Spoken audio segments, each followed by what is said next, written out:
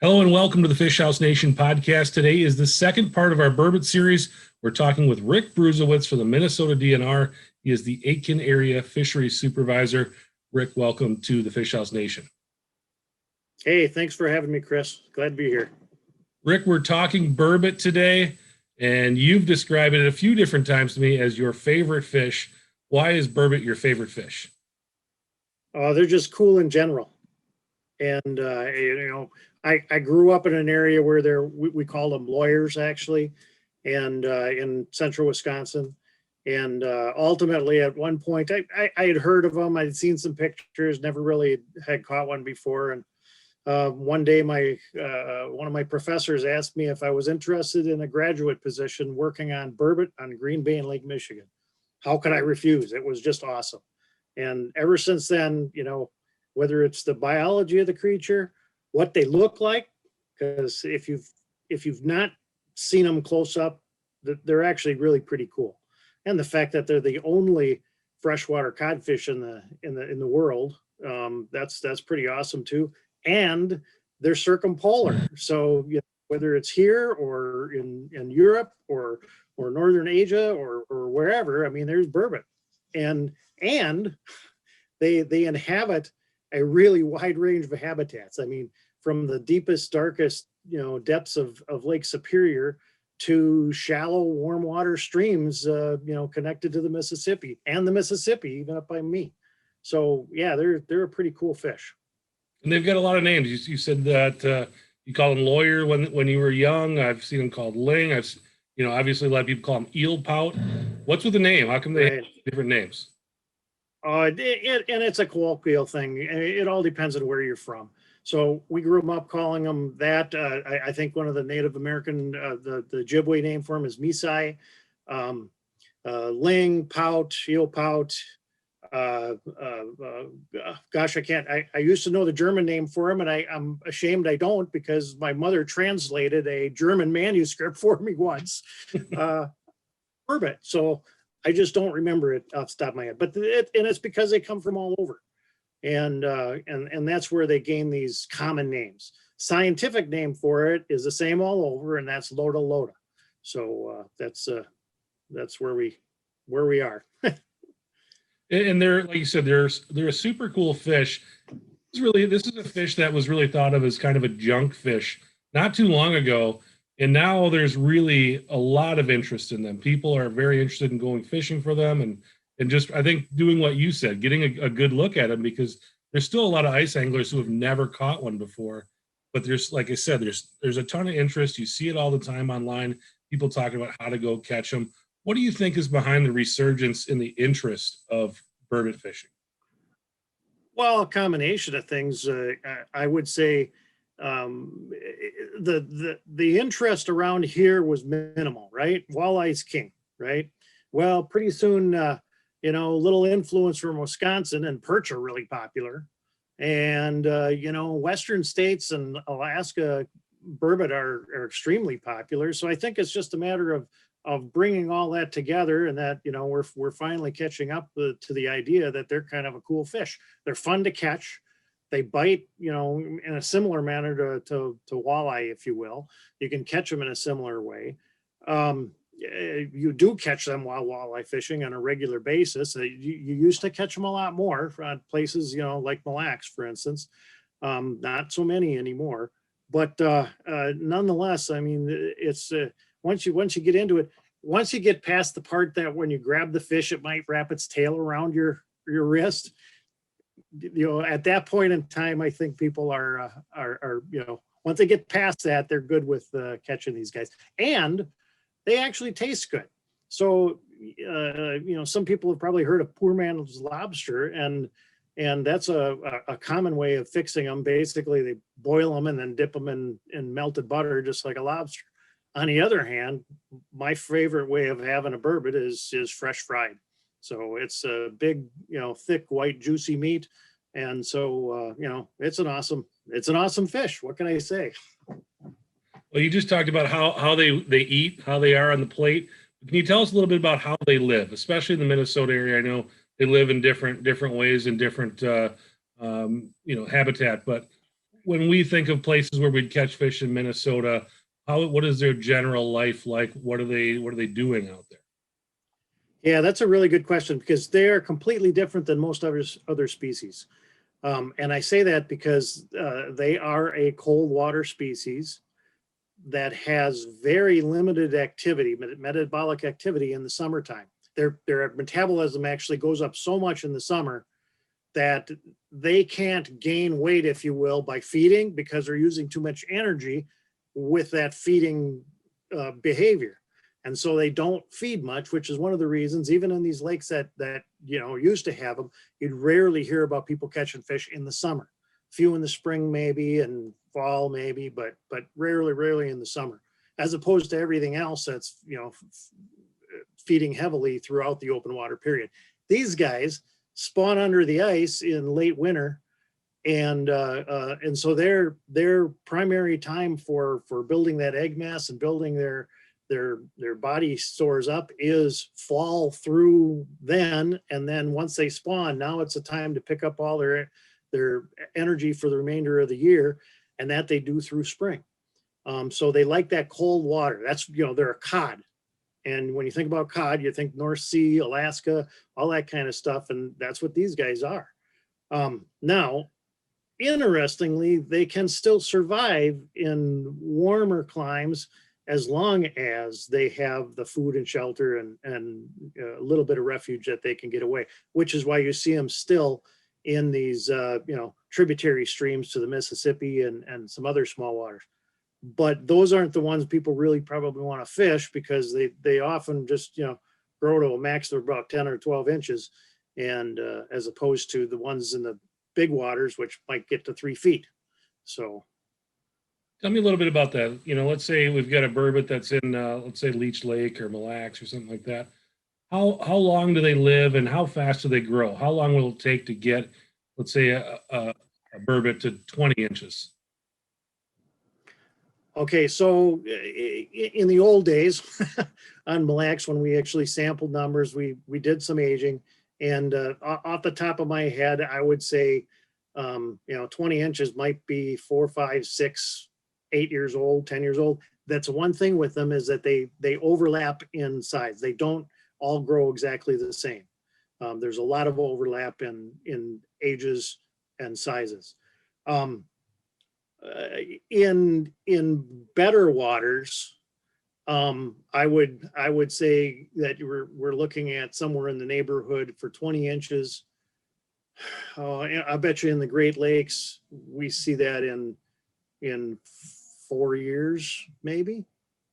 I'd have to look at my old charts because I haven't looked at them recently, but that would be my guess. And in little lakes around here, it would be a lot less. It would take them much longer to get that big. I think the oldest one that as far as how old they get, the oldest one that I saw on the Great Lakes was like 19 years old. But I don't think, at Mille Lacs, I bet you we didn't see much over, 6 or 8 years old when we were actually looking at them. It varies, like I said, from one niche to another. It can vary tremendously. So you talked about the fish really don't feed in the summertime. For those folks who are out there and they're interested in chasing some burbot and getting their hands on one, when is the best time to go fishing for burbot? All right. So, and my burbot fishing experience is limited, be honest with you, to fishing Mille Lacs in the old days and fishing the Great Lakes. Now, Mille Lacs was something where early ice was just an awesome time to catch burbot. It really was. You'd go out early ice, walking out only type of stuff, and that would be a really, really good time. Then the catch rates for Mille Lacs, if I remember right, they would spawn in, I want to say it was late January, early February. And at that point in time, the catch rates actually dropped off. And I think that was probably mainly because fishermen were moving offshore at the same time burbot were moving inshore to spawn. And so they just weren't in the same areas to catch them. I remember talking to one Mille Lacs band member once that mentioned that they would go into the lake to spear burbot. They'd cut a hole, rough fish. You could do it anytime. So this is even in the old days. And they would jingle their tines of the spear on the rocks to attract the burbot in. And then they were able to take them. And that was when the squirrels would play in February or March. So I think late in the season. I think a lot of lakes in the area, that late winter time period is a common time for anglers to start chasing them. I know a few that have done that recently and in the area. But that early ice was always my favorite time to catch them. So you brought up a little bit there. You said rough fish, and that's really gets down to the conversation that we're having today and why we're having it. And Minnesota is proposing a bag limit on burbot. Can you tell us a little bit about that?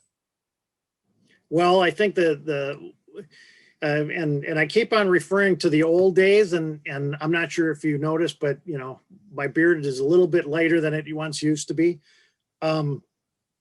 But in the old days, burbot were trash fish to people.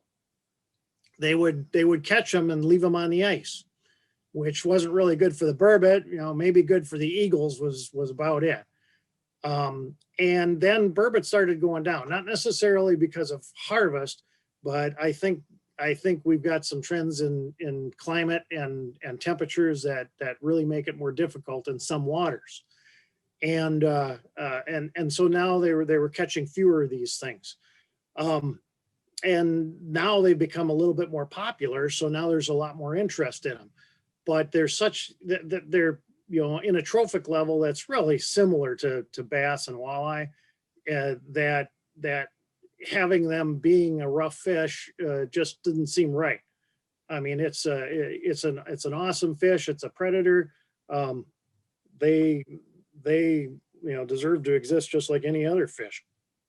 But the problem was that people throw them on the ice. It was not a wanton waste issue at that time then either. It was a trash issue. And so it became, it was never a natural resources deal. So even, a littering thing would never affect, in the enforcement aspect was just different. Making them a game fish just seems logical to me. Now, as far as bag limit goes, I'm not sure what Shannon mentioned in your earlier interview, but I think that the decision about what that bag limit should be is still up in the air. Yeah, and that's what he said. He said that they were still kind of kicking some numbers around as far as what they were going to do. They were talking season dates as well, and I think a lot of it came down to what you were talking about as well, as kind of when those fish are in there. But that may also end up being kind of an open-ended thing, and maybe they'll just go ahead and protect the fish with the bag limit. But tell me a little bit of that. I mean, if we're going to do this, the main thing is, if we're going to put bag limits out there, that means we're putting a value on the fish, and we feel like this fish is not a rough fish. It's worth doing it. Why are burbot important? Why are burbot important? Well, you could ask that same just about any species. For sure. And ultimately, it's for us. Burbot are really important in the ecosystem for a variety of reasons, ranging from just a member of that fish community to an indicator species for water quality to potentially a climate indicator species, all these different things that come into play. But the fact, one of the facts is that, I mean, they are a popular game fish across the country. Some states don't regulate them, others do. And that seems kind of inconsistent, an inconsistency that I think we should avoid. I think that my personal preference anyway is for them to be a game fish, to actually show the importance of that fish species in the ecosystem. they're native species, so that, you know, elevates them also to some extent over some species, let's say like common carp, which are an introduced species. You know, when we get to the idea of rough fish, I think, you know, that's a very old concept that maybe needs to be re-examined in a broader sense even. And because each of the fish species has a value in one way, shape, or form, whether it's for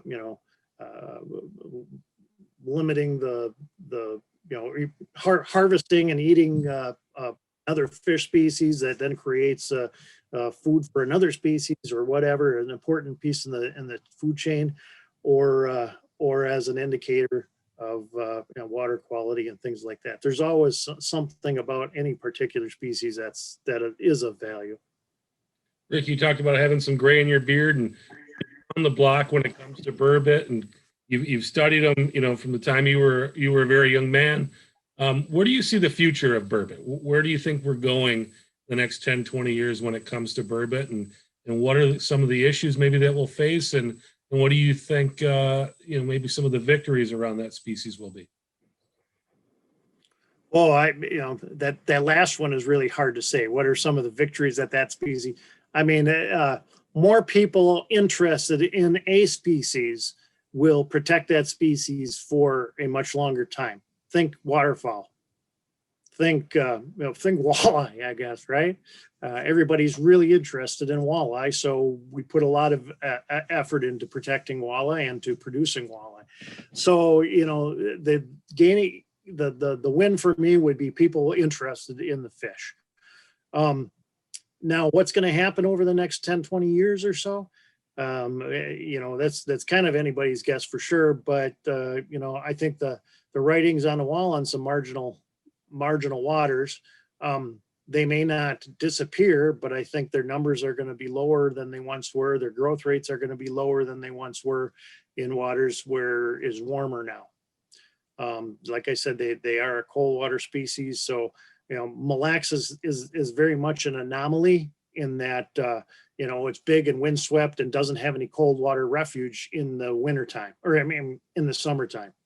And so those fish that live in waters similar to that and further south even will have a harder time of it as climate changes and we're warming. So that's probably one of the biggest hurdles for the fish. I think, like I said, more people that are interested. I don't think we're going to have as much of an issue with fishing, especially if we declare a game fish. Then all of a sudden we have issues. If we have issues, make some changes to regulations and protect the species. I mean, that's kind of the way it's worked over the you know, decades in the department, and you know, a couple centuries or whatever it is now for Department of Conservation in the old days. So that's an important component too. But I think I see a continual rise in the interest in the fish, and that's good. You talking about that rise of interest and how that really helps any species. That's kind of something interesting. I think I talked to Shannon about this. I'm not sure if it was after our conversation that was recorded or if it was during the recorded conversation more, but you know, with everything that happened in the last year with COVID and more people getting out on the water, getting outdoors and doing things that maybe they haven't done for a long time, you know, license sales went up this year. And it's no surprise or no secret when you go out on the ice right now, there's just more people out there. How do you think that will affect fishing going further with just a resurgent in these people coming out and getting engaged into fishing? So there's a couple things in there. There's a lot of nuances in all that fishing effort. One, I think that a lot of the fishing effort, and one of the things that we've postulated recently actually, is that much is because of COVID, you don't have some of the things that people were able to do before. Can't do them now. Fishing is a great outdoor safe activity, and so that's becoming even more popular than it has been recently. Um, Part of that is probably a blip, right? It's going to be a COVID blip, because once people are able to do the sports and activities and things like that that they want to do, I think that will happen again. However, the one thing that I also believe, and this is total, prognostication on my part. I think that the resource is setting the hook on a number of new anglers. And like you probably know, is once you get hooked on it, it's really hard to give it up. So I think that those anglers are going to continue, and we'll see a slight rise even post-COVID. But the big bump, I think, is going to be a blip on the radar, and it'll probably go away again to some extent. So I don't remember what that's called, but an anomaly. Yeah, we talk about it kind of raising the baseline. Maybe you had a level of casual anglers here, you had this big blip, and now the level of casual anglers are here. Yeah, those guys are probably going to go back to playing hockey or playing football, whatever it is that they're doing.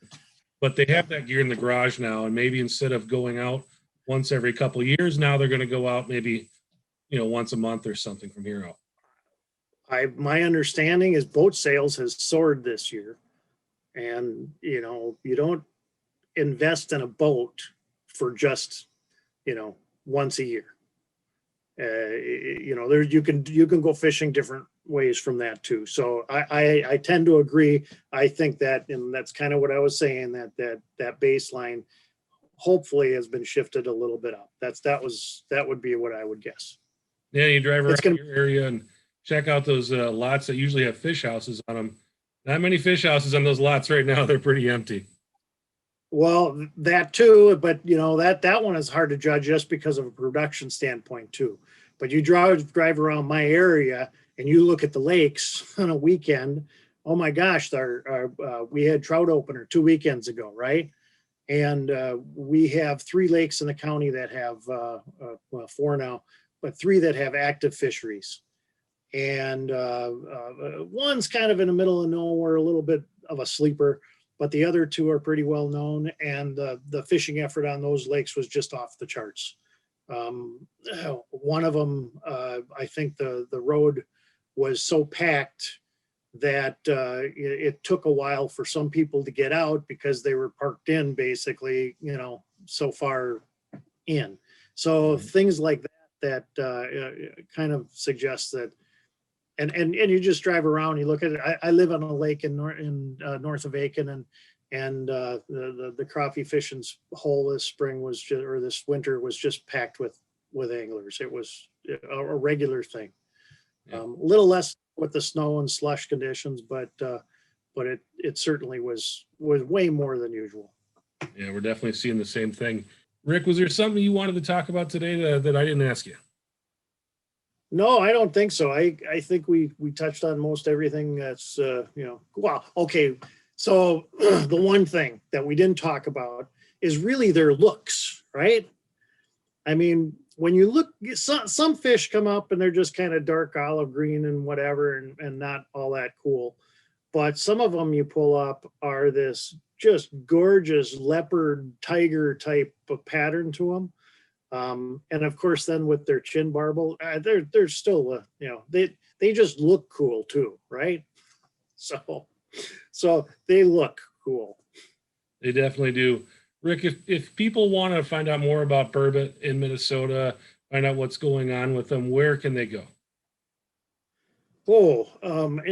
I guess your area supervisor would probably be the best place to check if you are really interested in Burbot, and it's very feasible. There's areas in the state that aren't going to have much, if any, kind of fishery for them.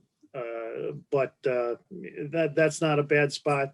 Other anglers just like yourselves, if you're interested in where to go type of thing, You guys are probably the best at spilling the beans at where to go to get fish. We like to shotgun things so that we don't get those spikes at any one fishery. So usually if you ask us, we'll give you an answer that's got about 15 or 20 lakes. Yeah, and that's something actually you see a lot of on the internet now too, as well. I mean, I follow all kind of the popular places to find information, and you're seeing more and more of that. You know, people don't want to see their lakes decimated, and when someone comes, they're asking, "Hey, where can I take someone to go catch crappies, or where can I go find perch?"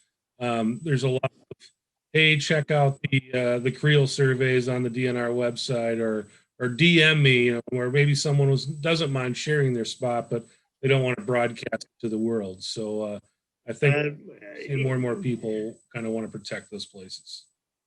I hope so. It has been interesting to watch the growth of the internet and how it changes the information flow and things like that. We know spikes are usually blips. It's the excuse me.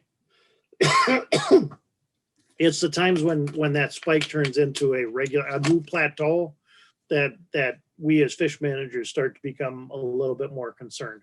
Blips, no big deal. New plateaus, that's something that raises our eyebrows and that makes us think a little bit more about what's going on. So, Rick, really appreciate your time coming on the show today. It was a pleasure having you and talking about burbot.